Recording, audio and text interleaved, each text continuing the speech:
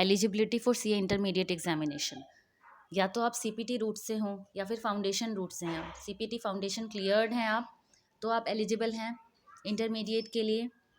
या फिर अगर आप डायरेक्ट एंट्री रूट से भी एडमिशन ले सकते हैं। अगर आप ग्रेजुएट हैं या पोस्ट ग्रेजुएट हैं और ग्रेजुएशन या पोस्ट ग्रेजुएशन में आपने 55% मार्क्स आपके हैं, मिनिमम 55% होने चाहिए, मतलब 55% मार्क्स होने चाहिए, तो ही आप एडमिशन ले सकते हैं अगर आप कॉमर्स स्ट्रीम से हैं। और अदर देन कॉमर्स है तो 60% मार्क्स चाहिए। अदर देन कॉमर्स वालों को 60% मार्क्स चाहिए, तो आप इंटरमीडिएट के लिए एलिजिबल हो जाएंगे।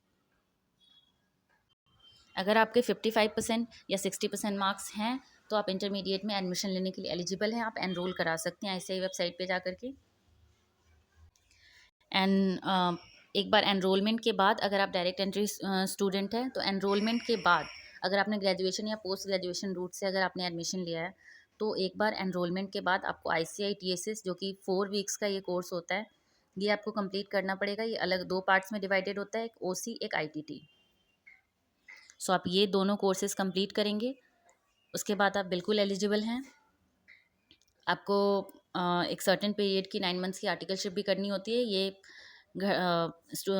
ICI जो हमारा इंस्टीट्यूट है वो कभी कभी ये पीरियड कम भी कर देता है 9 मंथ से, बट जनरली 9 मंथ्स ही है। सो अगर आप ग्रेजुएशन रूट से हैं, ग्रेजुएशन से एडमिशन लेना चाहते हैं, पोस्ट ग्रेजुएशन से एडमिशन लेना चाहते हैं, तो अगर आप कॉमर्स से हैं तो 55% मार्क्स, अदर देन कॉमर्स वालों को 60% मार्क्स। ICI TSS आप कंप्लीट करेंगे, उसके बाद आप एलिजिबल हो जाएंगे। कुछ मंथ्स की आपको आर्टिकलशिप भी करनी पड़ेगी, उसके बाद आप एलिजिबल हो जाएंगे। मतलब फर्स्ट स्टेप एडमिशन लो, उसके बाद ICI TSS करो। ICI TSS करो, 4 वीक्स का ये इंटीग्रेटेड कोर्स है, इसको करो। उसके बाद 9 मंथ्स की आपकी आर्टिकलशिप होती है। ये टाइम पीरियड कम या ज़्यादा कर सकते हैं, मतलब इंस्टीट्यूट के नोटिफिकेशन पे डिपेंड करता है। उसके बाद आप एलिजिबल हो जाएंगे। और अगर आप फाउंडेशन या CPT रूट से हैं फिर तो आप एलिजिबल हैं ही, अगर CPT फाउंडेशन क्लियर्ड है तो। Thank you.